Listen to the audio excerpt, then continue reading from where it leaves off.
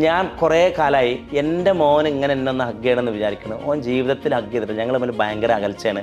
ഞങ്ങൾ പൈസൻ്റെ കാര്യം അങ്ങോട്ടും ഇങ്ങോട്ടും വർത്താനം പറയുന്നില്ല, ഞങ്ങൾ തമ്മിലൊരു കമ്മ്യൂണിക്കേഷൻ ഇല്ല, ഞങ്ങൾ മുണ്ടലില്ല. എൻ്റെ 4 മക്കളെ ഞാൻ പഠിപ്പിച്ചു, അവരെല്ലാവരും ഉഷാറായി, നല്ല വിദ്യാഭ്യാസവും നല്ല ജോലിയും നേടി. അവരൊക്കെ കല്യാണം കഴിഞ്ഞു, അവർ പോയി. പക്ഷേ അവരൊക്കെ ഒരു പറക്കുമുറ്റപ്പോൾ അവർ പറന്നുപോയി, എന്നിൽ നിന്നും അകന്നുപോയി. ഞാനെപ്പോഴും പറയാറുണ്ടല്ലോ, നമുക്കങ്ങനെ ഈ ഉപ്പമാരെ ഹഗ് ചെയ്യാന്നൊക്കെ പറഞ്ഞൊരു ചാൻസ് നമുക്ക് ജീവിതത്തിൽ കിട്ടിയിട്ടില്ല. കിട്ടുമ്പോൾ മുതലാക്കണമല്ലോ.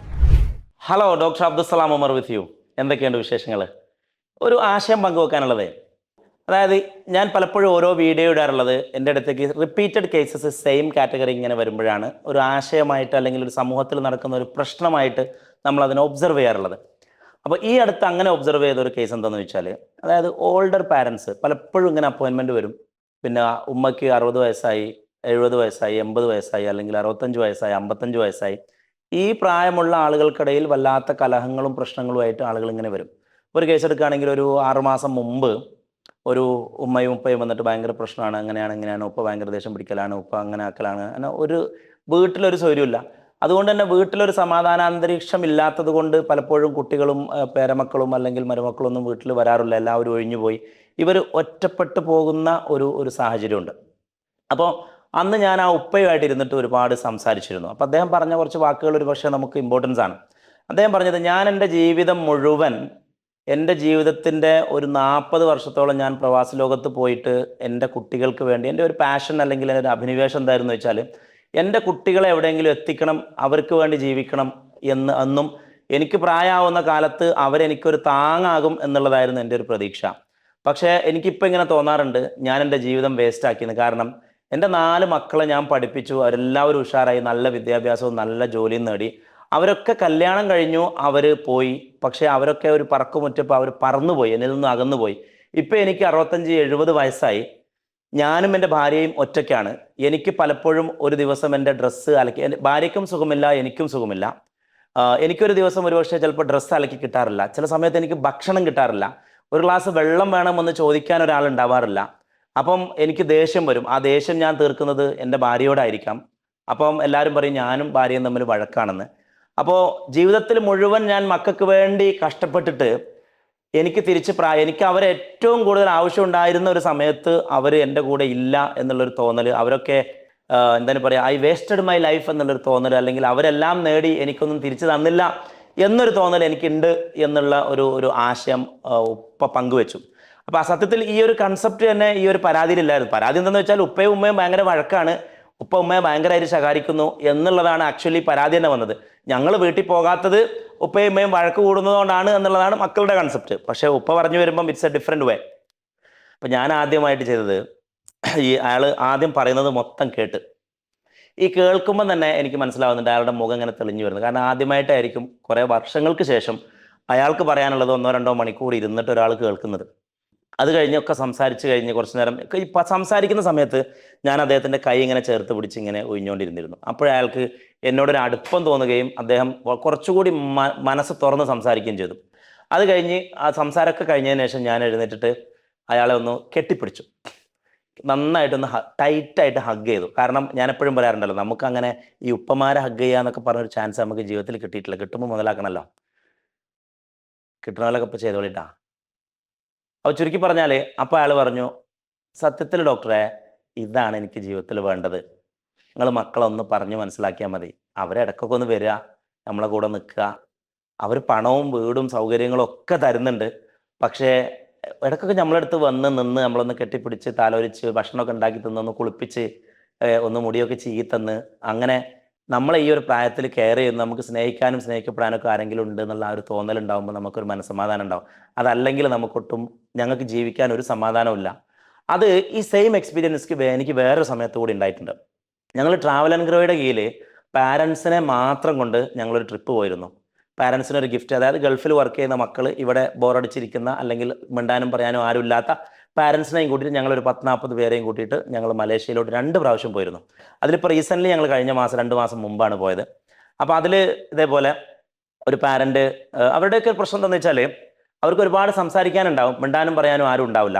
അപ്പോൾ ഞങ്ങളൊരു ഉദ്ദേശം തന്നെ എന്തായിരുന്നു വെച്ചാൽ, ഈ പാരൻസിനെയൊക്കെ അങ്ങനത്തെ ഒരു 20 ആൾ വന്നു കഴിഞ്ഞാൽ, 20 കപ്പിൾ വന്നു കഴിഞ്ഞാൽ ഇവർ കമ്പനി ആവുമല്ലോ. അങ്ങനെ ട്രിപ്പ് പോയി വന്നതിന് ശേഷം ഇവർ ഭയങ്കര കമ്പനിയാണ്, അങ്ങോട്ട് വിളിക്കലും ഇങ്ങോട്ട് വിളിക്കലും അങ്ങോട്ട് പോകലും ഇങ്ങോട്ട് പോകലും, അങ്ങനെ അവർക്കൊരു പുതിയ ലോകം ഓഫ് ഫ്രണ്ട്സ് തന്നെ ഉണ്ടായി, ഒരുപാട് മിണ്ടാനും പറയാനും. അപ്പോൾ ആ ഒരു സമയത്ത് ഞങ്ങൾ ആ ട്രിപ്പിൻ്റെ ഇടയിൽ മലേഷ്യയിൽ നിന്ന് ഇതേമാതിരി ഞങ്ങൾ ഇതേമാതിരി ഒരു പാരൻറ്റിനെ, ഒരു ഏകദേശം ഒരു 70 വയസ്സുള്ള ഒരു ഉപ്പ, അദ്ദേഹത്തെ ഞാനിങ്ങനെ ഹഗ് ചെയ്തു. അപ്പോൾ അദ്ദേഹം ഒന്ന് എൻ്റെ തോളിൽ കിടന്നിട്ട് ഇങ്ങനെ എന്ന് പറഞ്ഞു പൊട്ടി. എന്തോപ്പാ കരയണമെന്ന് വെച്ചു. പറഞ്ഞു, മോനെ ഞാൻ കുറേ കാലമായി എൻ്റെ മോൻ ഇങ്ങനെ എന്നെ ഒന്ന് ഹഗ് ചെയ്യണമെന്ന് വിചാരിക്കുന്നു, ഓൻ ജീവിതത്തിൽ ഹഗ് ചെയ്തിട്ട് ഞങ്ങൾ തമ്മിൽ ഭയങ്കര അകൽച്ചയാണ്. ഞങ്ങൾ പൈസൻ്റെ കാര്യം അങ്ങോട്ടും ഇങ്ങോട്ടും വർത്താനം പറയുന്നില്ല, ഞങ്ങൾ തമ്മിലൊരു കമ്മ്യൂണിക്കേഷൻ ഇല്ല, ഞങ്ങൾ മുണ്ടലില്ല. വാപ്പനെ ഞാൻ എന്നെ അവന് വാപ്പ എന്നുള്ള രീതിയിൽ അവനെ ഒരിക്കലും ഹഗ് ചെയ്തിട്ടില്ല. മോനൊന്ന് പറഞ്ഞ് മനസ്സിലാക്കണം അവന്, ഇതൊക്കെ വാപ്പാക്ക് വേണമെന്ന് മോനൊന്ന് പറഞ്ഞ് മനസ്സിലാക്കണം. ഒരുപാട് ഞാൻ ആഗ്രഹിച്ചൊരു സാധനമാണ് ഇപ്പോൾ തന്നതെന്ന്. റീസെൻ്റ്ലി ഞാൻ ഈ വിഷയം വീണ്ടും വീണ്ടും ഊന്നി ഊന്നി പറയാൻ വേണ്ടി വേറെ വേറെ സ്റ്റോറീസ് പറയുന്നത്. റീസെൻ്റ്ലി ഒരു 35 വർഷം പ്രവാസം കഴിഞ്ഞ് തിരിച്ചു വന്ന ഒരു പ്രവാസിയുടെ മകനെ എനിക്കറിയാം.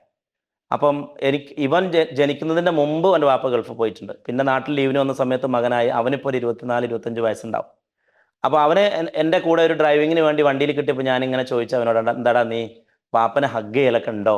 കാരണം വാപ്പനോട് ആരും ഭക്ഷണം കഴിച്ചോ, ക്ഷീണമുണ്ടോ, വാപ്പ ഉണ്ടോ, വാപ്പ എന്തെങ്കിലും ചെയ്തോ, വാപ്പയുടെ റെസ്റ്റ് എടുത്തോ, വാപ്പക്ക് തലവേദന ഉണ്ടെന്ന് ആരും ചോദിക്കാറില്ലല്ലോ. വാപ്പനോട് എന്തായാലും പൈസ വേണ്ടി വരുമ്പോൾ നമ്മൾ പോയിട്ട് വാപ്പ പൈസ വേണമെന്ന് ചോദിക്കും. ചില അമുക്കുകൾ അതും ചോദിക്കില്ല, പൈസയും പോയിട്ട് ഉമ്മനോടാ ചോദിക്കുക, പൈസയും ഉമ്മനോടാ ചോദിക്കുക. വാപ്പനോട് അത്രയും കമ്മ്യൂണിക്കേഷൻ ഇല്ലാത്ത, ഒരു ഒട്ടും അപ്രിഷിയേഷനോ പരിഗണനയോ കിട്ടാത്ത ഒരു വിഭാഗമായിരിക്കും ചിലപ്പോൾ ഈ ഓൾഡർ പാരൻസ്, എസ്പെഷ്യലി പിതാക്കൾ. അപ്പോൾ നീ ഉപ്പനോട് മുണ്ടലുണ്ടോ, സംസാരിക്കലുണ്ടോ, ഹഗ് ചെയ്യലുണ്ടോ എന്നൊക്കെ ചോദിച്ചു. അപ്പം പറഞ്ഞില്ല, ഞാൻ ജീവിതത്തിൽ എൻ്റെ വാപ്പനെ ഹഗ് ചെയ്തിട്ടില്ല എന്ന് പറഞ്ഞു. അങ്ങനെ അവന് റീസെൻ്റ്ലി ഞാൻ വീണ്ടും ഇന്നലെ അവൻ്റെ കൂടെ ഡ്രൈവ് ചെയ്തപ്പോൾ അവൻ പറഞ്ഞു, ഞാൻ എല്ലാം കൂടി നിങ്ങൾ പറഞ്ഞോ കേട്ടൊരു ഊക്കിന് ഞാൻ പോയിട്ട് വാപ്പനാണ് കെട്ടിപ്പിടിച്ചു. ആദ്യം എൻ്റെ വാപ്പ എന്നെ ഉന്തിട്ട് പിന്നെ എൻ്റെ വാപ്പ എന്നെ ചേർത്താണ് പിടിച്ചു, ഒറ്റ കരയിൽ എന്ന് തന്നെ. അപ്പോൾ സംഭവം ഇത് കഴിയാത്തൊരു അടങ്ങേറ് പിടിച്ച പണിയാണ്.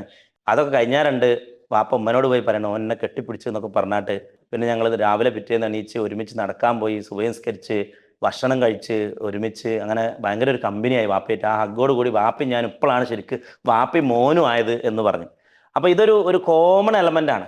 ഇപ്പോഴത്തെ ജനറേഷനിൽ ഈ ഒരു ഗ്യാപ്പ് ഭയങ്കരമായിട്ടുണ്ട്. അപ്പോൾ ചുരുക്കി പറഞ്ഞാൽ ഇന്ന് ഇവിടെ നമ്മുടെയൊക്കെ ചുറ്റുപാടിൽ നോക്കിയാൽ ഇത്തരം നെഗ്ലക്റ്റഡ് സ്പീഷീസ് നമുക്ക് കാണാം. അതായത് ഒരു പുരുഷായുസ് മുഴുവൻ, ഒരു ജീവിതം മുഴുവൻ നമുക്ക് വേണ്ടി നമ്മൾ ഇന്ന് അനുഭവിക്കുന്ന എല്ലാ തണലും അനുഭവിക്കാൻ വേണ്ടിയിട്ട് അവർ ജീവിതകാലം മുഴുവൻ വെയിൽ കൊണ്ട ഒരു വിഭാഗമുണ്ട്. പക്ഷേ നമ്മളിപ്പം വലിയ ഡോക്ടറും പ്രൊഫസറും എഞ്ചിനീയറും ഒക്കെ ആയി വലിയ വലിയ കച്ചവടക്കാരൊക്കെ ആയി നമ്മൾ പറന്നു. ആ പാവങ്ങൾക്ക് നമ്മൾ ശരിക്കും വീടും പൈസയും വാഹനമൊക്കെ കൊടുക്കുന്നുണ്ടെങ്കിലും അവർക്ക് ആവശ്യം അതൊന്നുമല്ല. ഞാൻ പണ്ട് പറഞ്ഞത് വീണ്ടും ഒന്നുകൂടി ആവർത്തിക്കുകയാണ്. ഞാനും ഒരുപക്ഷെ എൻ്റെ ഉമ്മയുടെ കൂടെ 6-ാം വയസ്സ് മുതൽ ഈ ഒരു സമയം വരെ 40-ാം വയസ്സ് വരെ തീരെ നിന്നിട്ടില്ല എന്ന് വേണമെങ്കിൽ പറയാം.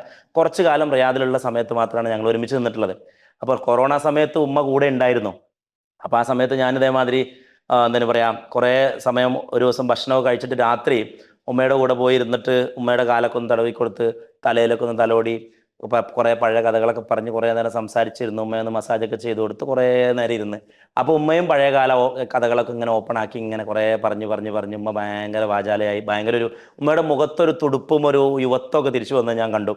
അങ്ങനെ എന്നാ ഉമ്മ ഞാൻ ഉറങ്ങാൻ പോകാന്ന് പറഞ്ഞപ്പോൾ ഉമ്മ പറഞ്ഞു, നീ കുറച്ചു നേരം കൂടി ഇരിക്കടാ, നമുക്ക് മിണ്ടിയും പറഞ്ഞ് ഇരിക്കാമെന്ന് പറഞ്ഞ് ഉമ്മ അങ്ങനെ കുറേ നേരം സംസാരിച്ചിരുന്നു. അപ്പോൾ ഉമ്മ ഇങ്ങനെ മനസ്സ് തുറന്ന്, നീ എൻ്റെ ചെറിയ മോനാണ്, പക്ഷെ നീ ഭാഗ്യമുള്ളവനാണ്, എന്നെ ഹജ്ജ് ചെയ്യിപ്പിച്ചത് നീയാണ്, പിന്നെ അങ്ങനെ ഓരോരോ കാര്യങ്ങൾ ഇങ്ങനെ എടുത്തു പറഞ്ഞിട്ട് ഉമ്മാനും അല്ലെങ്കിൽ മാതാപിതാക്കളെ നോക്കിയെന്നുള്ളൊരു കാരണത്താൽ എനിക്ക് പഠിച്ചോ ഒരുപാട് ഐശ്വര്യം ചെയ്യും, എനിക്കൊരു സ്വർഗത്തിലൊരു ഇടം ഉണ്ടാവും എന്നൊക്കെ പറഞ്ഞു. അവിടെ ഞാൻ കുറേ ഇതിൻ്റെ മുമ്പ് നമ്മൾ സ്വർണ്ണവും വളയും സംഭവങ്ങളും വീടും കാറൊക്കെ വാങ്ങിക്കൊടുത്തില്ല. അപ്പോഴൊന്നും പറഞ്ഞില്ലല്ലോ സ്വർഗത്തിൽ പോകുന്നത്. പക്ഷെ നമ്മൾ അവിടെ ഇരുന്നിട്ട് ഒരു മണിക്കൂർ അവരായിട്ട് സംസാരിക്കുമ്പോഴാണല്ലോ പറയുന്നത് നീ ഉമ്മനെ നോക്കിയ കാരണത്താൽ സ്വർഗത്തിൽ പോകുന്നത്.